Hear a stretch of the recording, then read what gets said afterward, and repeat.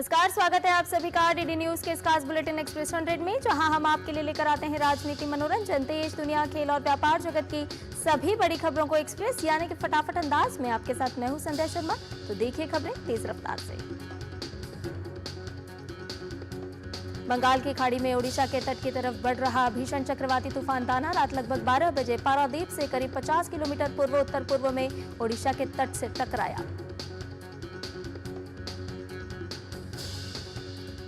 भीषण चक्रवाती तूफानी दाना से ओडिशा के कई हिस्सों में तेज हवा और भारी बारिश जारी है। भारी बारिश से कई पेड़ भी गिर गए।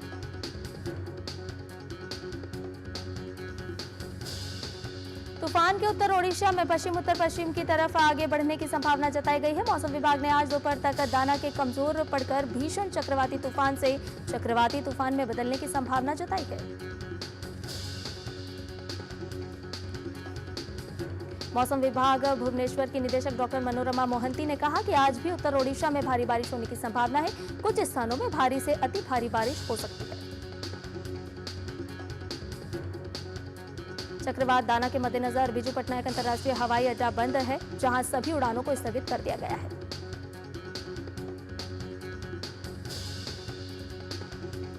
ओडिशा में दाना तूफान के चलते तटों के नजदीक रहने वाले 6 लाख से ज्यादा लोगों को सुरक्षित स्थानों पर पहुंचाया गया है, जहां उन्हें भोजन और अन्य जरूरी सुविधाएं उपलब्ध कराई जा रही है। ओडिशा में चक्रवात दाना के कारण धामरा भद्रक में समुद्र की ऊंची लहरें देखी गईं। प्रधानमंत्री नरेंद्र मोदी ने कल ओडिशा के मुख्यमंत्री मोहन चरण मांझी को 2 बार फोन किया और चक्रवात के मद्देनजर राज्य की तैयारियों के बारे में जानकारी ली। इस बातचीत के दौरान मुख्यमंत्री ने लोगों के पुनर्वास और हिफाजत के लिए एनडीआरएफ और ओडीआरएफ जैसे बल की तैनाती के बारे में विस्तृत जानकारी प्रदान की। केंद्रीय गृह मंत्री अमित शाह ने ओडिशा के मुख्यमंत्री से बात कर राहत और बचाव कार्यों के बारे में जानकारी ली। गृह मंत्री ने सीएम को केंद्र की तरफ से हर संभव मदद का भरोसा भी दिलाया।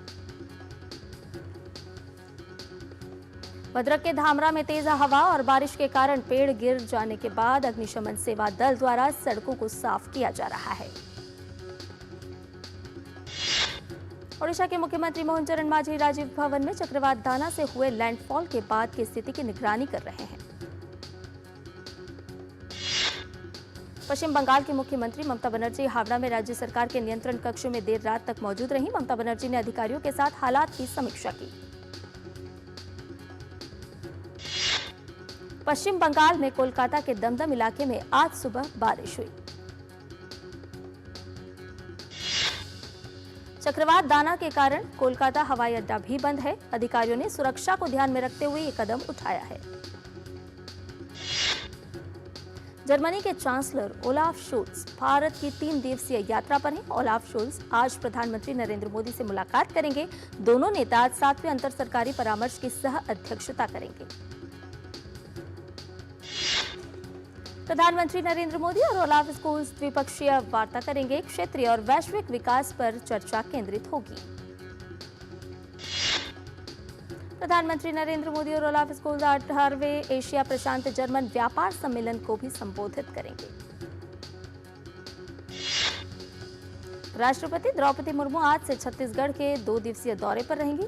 राष्ट्रपति आज एम्स रायपुर के दूसरे दीक्षांत समारोह में शामिल होंगी। राष्ट्रपति द्रौपदी मुर्मू एनआईटी रायपुर के 14वें दीक्षांत समारोह में भी शामिल होंगी और नया रायपुर में पुरखौती मुक्तांगन का दौरा करेंगी। राष्ट्रपति कल आईआईटी भिलाई के 4थे दीक्षांत समारोह में शामिल होंगी। उपराष्ट्रपति जगदीप धनखड़ आज से कर्नाटक के 2 दिवसीय दौरे पर रहेंगे। उपराष्ट्रपति आज मांड्या के विजयनगरा में आदि चुचनांदगिरी विश्वविद्यालय में छात्रों के साथ बातचीत करेंगे।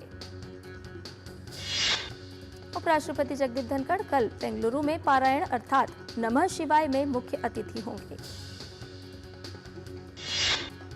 झारखंड में पहले चरण के चुनाव के लिए नामांकन का आज अंतिम दिन है। पहले चरण में झारखंड में 43 सीटों पर चुनाव होगा। झारखंड में सत्ताधारी और विपक्षी पार्टी से जुड़े तमाम बड़े चेहरे अपने अपने विधानसभा क्षेत्रों से आज नामांकन दाखिल करेंगे। आज बीजेपी के 7 प्रत्याशी अपना नामांकन दाखिल करेंगे। महाराष्ट्र में विधानसभा चुनाव के लिए उम्मीदवारों के नामांकन की प्रक्रिया जारी है। इसी क्रम में आज कई दिग्गज अपना नामांकन दाखिल करेंगे। नागपुर शहर के अंतर्गत नागपुर साउथ वेस्ट सीट से राज्य के उप मुख्यमंत्री देवेंद्र फडणवीस, पूर्वी नागपुर से कृष्णा खोपड़े और दक्षिणी नागपुर से मोहन मते आज नामांकन दाखिल करेंगे। जबकि महाराष्ट्र बीजेपी के प्रदेश अध्यक्ष चंद्रशेखर बावनकुले नागपुर ग्रामीण की कामठी विधानसभा सीट से और हिंगणा विधानसभा से समीर मेघे भी आज नामांकन दाखिल करेंगे। महाराष्ट्र विधानसभा चुनाव के लिए कांग्रेस ने 48 उम्मीदवारों की पहली लिस्ट जारी कर दी है। पृथ्वीराज चव्हाण कराड़ साउथ चुनाव से लड़ेंगे, तो वहीं महाराष्ट्र कांग्रेस के अध्यक्ष नाना पटोले को पार्टी ने साकोली विधानसभा सीट से उम्मीदवार बनाया है। महाराष्ट्र के डिप्टी सीएम और वरिष्ठ भाजपा नेता देवेंद्र फडणवीस ने कहा कि गृह मंत्री अमित शाह से मुलाकात के बाद भाजपा, शिवसेना शिंदे गुट और एनसीपी अजित गुट ने 278 सीटों के बंटवारे को अंतिम रूप दे दिया है। एनसीपी शरद पवार गुट की पहली लिस्ट जारी हो गई है। बारामती से अजित पवार के खिलाफ उनके भतीजे युगेंद्र पवार को टिकट दिया गया है। वायनाड लोकसभा सीट और 13 राज्यों के 47 विधानसभा सीटों पर हो रहे उपचुनाव के लिए नामांकन का आज अंतिम दिन है। उत्तर प्रदेश के मुख्यमंत्री योगी आदित्यनाथ ने दीपावली और छठ पूजा के मद्देनजर पुलिस और प्रशासन को अलर्ट मोड पर रहने के निर्देश दिए हैं। मुख्यमंत्री योगी आदित्यनाथ ने कहा कि दीपावली के लिए पटाखों की दुकानों और गोदामों का आबादी से दूर होना सुनिश्चित कराएं। जहां पटाखों का क्रय विक्रय हो वहां फायर टेंडर के पर्याप्त इंतजाम किए जाएं। दिल्ली में वायु गुणवत्ता की स्थिति लगातार बेहद खराब श्रेणी में दर्ज है। India gate, Anand Vihar, Nehru place और आईटीओ के साथ कई जगहों पर स्मॉग की परत दिखी। दिल्ली में यमुना नदी की सतह पर जहरीली झाग की परत देखी गई। नोएडा में बढ़ते प्रदूषण को रोकने के लिए लगातार प्राधिकरण और प्रदूषण विभाग की टीम जांच कर जुर्माना लगाने का काम कर रही है। इसी कड़ी में 4 बिल्डरों पर 10.75 लाख रुपए का जुर्माना लगाया गया। केंद्रीय मत्स्य पालन, पशुपालन और डेयरी मंत्री राजीव रंजन सिंह आज 21वीं पशुधन गणना अभियान की महत्वपूर्ण पहल का शुभारंभ करेंगे। रक्षा मंत्रालय ने 387 करोड़ 44 लाख रुपयों की लागत से भारतीय तट रक्षक के लिए 6 एयर कुशन व्हीकल एसीवी खरीदने का समझौता किया है। उत्तर प्रदेश के मथुरा में आज से राष्ट्रीय स्वयंसेवक संघ की 2 दिवसीय अखिल भारतीय कार्यकारी मंडल की बैठक शुरू होगी। ये बैठक शनिवार तक चलेगी।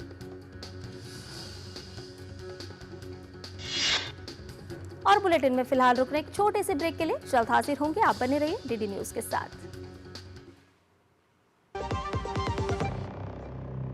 कभी नाच गाना और बेहतरीन खाना, कभी सास बहू की नोक-झोंक में स्वाद का मुस्कुराना, कभी रिश्तों में मुस्कुराहट और स्वाद भरना। असली मसालों का उपहार MDH बनाए खास हर त्योहार, क्योंकि हर रिश्ता है स्वाद से जुड़ा। आइए मनाए खुशियों की दीपावली MDH मसालों वाली। हम मूंगफली बेचते हैं, अपना अकल नहीं। ये मैसेज देखिए, कहते हैं लॉटरी लगी है, लिंक क्लिक करके UPI पिन डालो पैसा मिलेगा। अरे हमको मालूम नहीं है क्या? इधर UPI पिन डाला, उधर पैसा कहाँ है? मूंगफली वाला हूँ, मूर्ख नहीं हूँ। याद रहे, UPI कहता है अगर कोई लालच दे तो कहो मैं मूर्ख नहीं हूँ। बात जब पीढ़ियों के लिए बनने वाले घर की हो तो जिम्मेदारी बड़ी हो जाती है। गैलेंट समझता है ये जिम्मेदारी। अब डबल M रिब्स के साथ गैलेंट एडवांस TMT रीबार, निर्माण का रियल हीरो। ये तुम्हारा खेत नहीं, शेर का मैदान है। अकेले क्या कर लोगे? अकेले नहीं, मेरे साथ है मेरा यार, जिसके सामने हुई अड़ियल मंडूसी की भी हार तुम्हारी तरह। IIL के ट्रैक्टर ब्रांड का मिलियन, गेहूं का पहरेदार, अड़ियल मंडूसी की हार। बेटियां घर की रौनक हैं। बेटियां घर संवारती हैं। बेटियां पीढ़ियां सजाती हैं। बेटियां घर की बुनियाद कहलाती हैं। बेटियों को सलाम करता है मोंगिया स्टील, स्टील का बादशाह। और ब्रेक के बाद एक्सप्रेस 100 में आपका एक बार फिर से स्वागत है। आइए बाकी की खबरों को जानते हैं फटाफट अंदाज में। विश्व हिंदू परिषद के केंद्रीय मार्गदर्शक मंडल की 2 दिवसीय बैठक दिल्ली में जारी है। कल बैठक में हिंदू धर्म से विमुख हुए लोगों की घर वापसी, सामाजिक समरसता और परिवारों में धार्मिकता एवं संस्कार जैसे विषयों पर प्रस्ताव रखा गया। कृषि और किसान कल्याण मंत्रालय 28 से 30 नवंबर तक वाराणसी में राष्ट्रीय बीज कांग्रेस के 13वें संस्करण की मेजबानी करेगा। कनाडा में भारत के हाई कमिश्नर रहे संजय वर्मा कनाडा के जस्टिस ट्रूडो सरकार पर खालिस्तानियों को पनाह देने का आरोप लगाया है। संजय वर्मा ने कहा कि कट्टरपंथी कनाडा के जरिए भारत और कनाडा के रिश्ते खराब करना चाहते हैं। भारत ने लेबनान को मानवीय सहायता की पहली खेप भेजी है। इसमें कुल 33 टन की चिकित्सा आपूर्ति शामिल है। अमेरिका की सेमीकंडक्टर चिप बनाने वाली कंपनी एनवीडिया ने हिंदी एआई मॉडल लॉन्च किया है। साथ ही कंपनी रिलायंस इंडस्ट्रीज के साथ मिलकर भारत में एआई इंफ्रास्ट्रक्चर विकसित करने के लिए पार्टनरशिप कर रही है। केंद्रीय मंत्रिमंडल ने आंध्र प्रदेश, तेलंगाना और बिहार से जुड़ी 2 रेल परियोजनाओं को मंजूरी दी। इस पर कुल 6,798 करोड़ रुपए की लागत आने का अनुमान है। सिक्किम सरकार और भारत सरकार के वाणिज्य एवं उद्योग मंत्रालय के बीच एक एमओयू पर हस्ताक्षर किए गए। इसके जरिए अब सिक्किम सरकार सार्वजनिक खरीद के लिए सरकारी ई मार्केट प्लेस अपनाएगी। वित्त मंत्री निर्मला सीतारमण वाशिंगटन डीसी में विश्व बैंक और आईएमएफ की वार्षिक बैठक में शामिल हुई। वैश्विक अर्थव्यवस्था एक लंबा दृष्टिकोण, G20 वित्त ट्रैक के 25 वर्ष और वैश्विक सहयोग की निरंतर अनिवार्यता, इस विषय पर उन्होंने चर्चा में भाग लिया। वित्त मंत्री ने कहा कि G20 पिछले 25 वर्षों में और विकसित हुआ है और इस समूह की संयोजक शक्ति इसकी सबसे बड़ी उपलब्धि रही है। वित्त मंत्री ने एजेंडा 2030 को पाने के लिए व्यापक सुधारों पर जोर देने के लिए G20 को महत्वपूर्ण बताया। ITU WTO 2024 का 8वां संस्करण नई दिल्ली में भारत मंडपम में संपन्न हुआ। यह आयोजन पहली बार है जब भारत एशिया प्रशांत क्षेत्र ITU WTO की मेजबानी कर रहे हैं। कार्यक्रम को संबोधित करते हुए केंद्रीय मंत्री ज्योतिरादित्य सिंधिया ने 6G, कृत्रिम बुद्धिमत्ता और साइबर सुरक्षा जैसी उभरती प्रौद्योगिकी और भविष्य की चुनौतियों पर चर्चा की। ज़ोमैटो की क्विक कॉमर्स कंपनी ब्लिंकिट ने अपने कस्टमर्स के लिए EMI पेमेंट फैसिलिटी शुरू की है। पावर और एनर्जी सेक्टर में काम करने वाली अदानी ग्रुप की कंपनी अदानी पावर लिमिटेड ने घोषणा की है कि उसका निदेशक मंडल गैर परिवर्तनीय डिवेंचर के माध्यम से 5,000 करोड़ रुपए तक जुटाने पर विचार करेगा। स्टील वायर बनाने वाली कंपनी कटारिया इंडस्ट्रीज ने रतलाम वायर्स के तार विनिर्माण कारोबार का करीब 31 करोड़ रुपए में अधिग्रहण करने की घोषणा की है। गौतम अदानी की कच्छ कॉपर कंपनी कथित तौर पर ऑस्ट्रेलियाई माइनिंग कंपनी BHP के साथ बड़े पैमाने पर तांबे की सप्लाई को लेकर बातचीत कर रही है। Germany chambers of commerce abroad के एक सर्वे के अनुसार भारत में काम कर रही 51% जर्मन कंपनियां भारत में अपने निवेश को बढ़ाना चाहती है। वर्ल्ड स्किल्स प्रतियोगिता में उत्कृष्ट प्रदर्शन करने वाले भारतीय दल के प्रतिभागियों को नई दिल्ली में सम्मानित किया गया। दैनिक उपयोग की घरेलू वस्तुएं बनाने वाली company Colgate Palmolive India limited का चालू वित्त वर्ष 2024-25 की दूसरी तिमाही में शुद्ध लाभ 16.17% बढ़कर 395.05 करोड़ रुपए हो गया। अदानी टोटल गैस ने सितंबर 2024 तिमाही में 7% का शुद्ध लाभ दर्ज किया है। यह लाभ कंपनी के बेहतर संचालन के कारण हुआ है। इजराइल में बंधकों के परिजनों ने उनकी रिहाई को लेकर जेरूसलम में प्रधानमंत्री बेंजामिन नेतन्याहू के आवास के बाहर विरोध प्रदर्शन किया। इजरायली आंकड़ों के अनुसार 101 बंधक अभी भी गाजा में हैं और इजरायली अधिकारियों का मानना है कि वो अभी भी जीवित हैं। बुल्गारिया में 27 अक्टूबर को होने वाले चुनाव की गहमागहमी तेज हो गई है। बुल्गारिया लोग पिछले 4 साल में 7वें आकस्मिक चुनाव के लिए मतदान करेंगे, क्योंकि किसी राजनीतिक दल को बहुमत नहीं मिलने और एक स्थिर गठबंधन नहीं बनने से मतदाता भी परिणाम के प्रति उदासीन नजर आ रहे हैं। अमेरिकी विदेश मंत्री एंटनी ब्लिंकन ने जल्द ही इजरायल और फिलिस्तीन के बीच युद्ध विराम और गाजा में बंधकों के समझौते पर फिर से बातचीत शुरू कर सकता है। फिलिस्तीन के देर अल बला शहर के एक बेकरी के सामने अराजक स्थिति पैदा हो गई। हुआ ये कि गाजा में विस्थापित अपने लिए खाद्य सामग्री लेने के लिए अचानक से टूट पड़े। विस्थापितों का कहना है कि अगर वे संघर्ष से नहीं मरेंगे तो हम भूख से मर जाएंगे। बता दें कि गाजा में 2.3 मिलियन लोग विस्थापित हो चुके हैं और इनको पर्याप्त भोजन उपलब्ध कराना कठिन साबित हो रहा है। रूसी राष्ट्रपति व्लादिमीर पुतिन ने गुरुवार को 16वें ब्रिक्स शिखर सम्मेलन में मध्य पूर्व में हो रही घटनाओं को लेकर चिंता जताई। उन्होंने कहा कि हम नहीं चाहते हैं कि संघर्ष और अधिक बढ़े। मध्य पूर्व में शांति स्थापित करने में रूस की अहम भूमिका है। पुतिन ने यूक्रेन संघर्ष को लेकर कहा कि सभी ब्रिक्स देश चाहते हैं कि यह संघर्ष जल्द से जल्द खत्म हो। रूस ने कहा कि मध्य पूर्व में संघर्ष के राजनीतिक और कूटनीतिक समाधान के लिए वो रूस 2 राज्य समाधान के समर्थन करता है। रूसी राष्ट्रपति व्लादिमीर पुतिन ने यूक्रेन संघर्ष पर खत्म करने की मंशा जताई। उन्होंने कहा कि मॉस्को यूक्रेन के साथ संघर्ष खत्म करने के लिए सभी विकल्पों के लिए तैयार है। संयुक्त राष्ट्र की जारी रिपोर्ट के अनुसार वर्तमान जलवायु नीतियों के कारण सदी के अंत तक वैश्विक तापमान में 3 डिग्री सेल्सियस से अधिक की वृद्धि होगी। एमिशन गैप रिपोर्ट में कहा गया है कि अगर सरकारें प्लैनेट वार्मिंग उत्सर्जन में कटौती करने के लिए अधिक कार्रवाई नहीं करती हैं तो 2100 ईसा तक दुनिया को पूर्व औद्योगिक स्तर से 3.1 डिग्री सेल्सियस अधिक तापमान का सामना करना पड़ेगा। अगले महीने अजरबैजान में वार्षिक संयुक्त राष्ट्र जलवायु शिखर सम्मेलन COP29 में दुनिया भर के देशों के नेता एकत्रित होंगे, जहां वे जीवाश्म ईंधन से दूर जाने के लिए पिछले सालों के दौरान किए गए समझौतों पर काम करेंगे।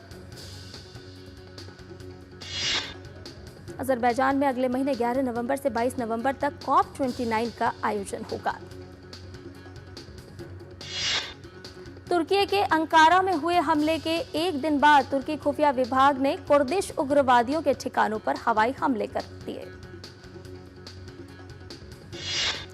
हमलावरों की पहचान कुर्दिस्तान वर्कर्स पार्टी के उग्रवादी समूह के सदस्यों के रूप में की गई है। तुर्की नियमित रूप से इराक और सीरिया में PKK को लड़ाकू विमानों और ड्रोन से निशाना बनाना है। पुणे टेस्ट के दूसरे दिन भारत आज अपनी पहली पारी में 1 विकेट पर 16 रन के स्कोर से आगे खेलना शुरू करेगा। रोहित शर्मा कल बिना खाता खोले आउट हो गए थे। न्यूजीलैंड ने कल अपनी पहली पारी में 259 रन बनाए थे। भारतीय महिला हॉकी टीम की पूर्व कप्तान रानी रामपाल ने संन्यास लेने का ऐलान कर दिया है। 29 साल की रानी रामपाल की कप्तानी में भारतीय महिला हॉकी टीम ने ओलंपिक में सर्वश्रेष्ठ प्रदर्शन किया था। रानी रामपाल ने महज 14 साल की उम्र में इंटरनेशनल हॉकी में डेब्यू किया था।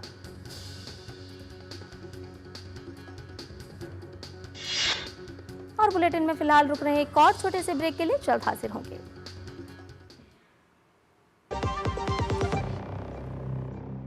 बेटियां घर की रौनक हैं। बेटियां घर संवारती हैं। बेटियां पीढ़ियां सजाती हैं। बेटियां घर की बुनियाद कहलाती हैं। बेटियों को सलाम करता है मोंगिया स्टील, स्टील का बादशाह। 8 साल पहले भारत ने भरी एक ऊंची उड़ान, तब से एयरपोर्ट्स की संख्या 2 गुनी हो गई है। दरभंगा, हुबली, बेलगावी, किशनगढ़ जैसे टियर 2, टियर 3 शहरों में तरक्की के द्वार खुले हैं। कैब, होटल, ढाबे वालों से लेकर लोकल प्रोडक्ट्स को देश भर से नए कस्टमर्स मिल रहे हैं। आज हिमालय के पहाड़ों से लेकर लक्षद्वीप तक को नई एयर कनेक्टिविटी मिली है। खजुराहो, देवघर, अमृतसर, अयोध्या, अजमेर, तेजू तक श्रद्धालु प्लेन से जाने लगे हैं।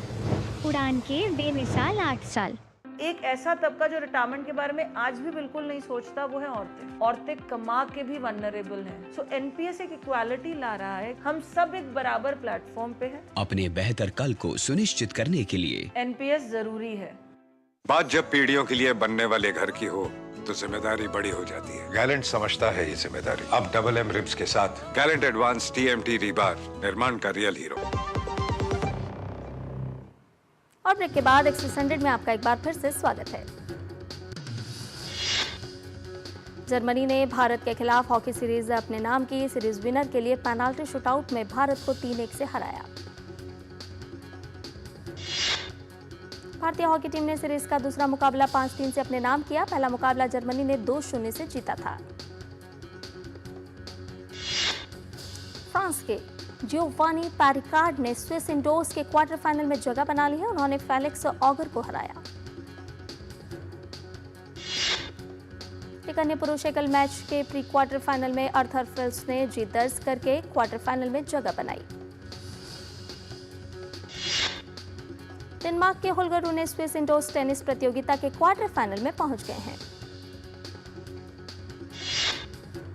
स्विस इंडोर्स के प्री क्वार्टर फाइनल में रॉबर्टो बतिस्ता को हारकर स्पेन के डेनिस शापोवालोव ने अंतिम 8 में अपनी जगह पक्की कर ली। अमेरिका के बेन शेल्टन को क्वार्टर फाइनल में पहुंचने के लिए काफी मशक्कत करनी पड़ी। उन्होंने स्टैन वावरिंका को हराकर 7-6, 7-5 से हराकर क्वार्टर फाइनल में प्रवेश किया। ग्रीस के दिग्गज टेनिस खिलाड़ी स्टेफानोस सित्सिपास ने स्विस ओपन के क्वार्टर फाइनल में जगह पक्की करने में सफलता पाई। यूएफा यूरोपा लीग के लीग स्तर के मुकाबले में टॉटनहैम हॉटस्पर ने एजे अल्कमार को हरा दिया। यूएफा यूरोपा लीग में ही मैनचेस्टर यूनाइटेड और फेनेरबाचे के बीच खेला गया मैच 1-1 से ड्रॉ रहा। तमिल सुपरस्टार सूर्या की मोस्ट अवेटेड फिल्म कंगवा 14 नवंबर को सिनेमाघरों में रिलीज होगी। काजोल और कृति सेनन की अपकमिंग फिल्म दो पत्ती आज नेटफ्लिक्स पर रिलीज होगी। द लीजेंड ऑफ हनुमान के सभी सीजन हिट रहे हैं। अब मेकर्स 5वें सीजन के साथ ओटीटी पर लौट आए हैं। प्रभास स्टारर फिल्म राजा साहब का पहला पोस्टर रिलीज हो चुका है। फिल्म अगले साल अप्रैल के महीने में सिनेमाघरों में दस्तक देने की तैयारी कर रही है। अल्लू अर्जुन की much awaited film Pushpa 2 the rule अब 5 दिसंबर को सिनेमाघरों में रिलीज होगी।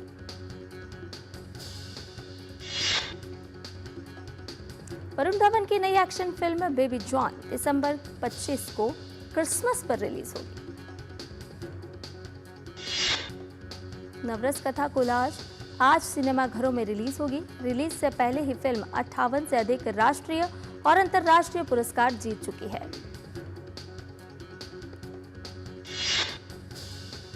द साबरमती रिपोर्ट फिल्म का टीजर आज रिलीज होने वाला है। इस फिल्म में विक्रांत मैसी, राशि खन्ना और रिद्धि डोगरा लीड रोल में हैं। बॉलीवुड एक्टर आमिर खान की फिल्म गजनी का सिक्वल बनने जा रहा है। गजनी 2 हिंदी और तमिल भाषा में बनाई जाएगी।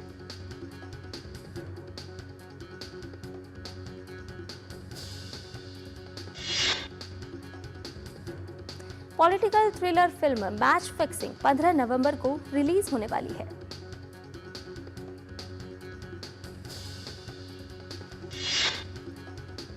और आपको बता दें कि खबरों की दुनिया से जुड़े रहने के लिए अब डीडी न्यूज की खबरें और अपडेट्स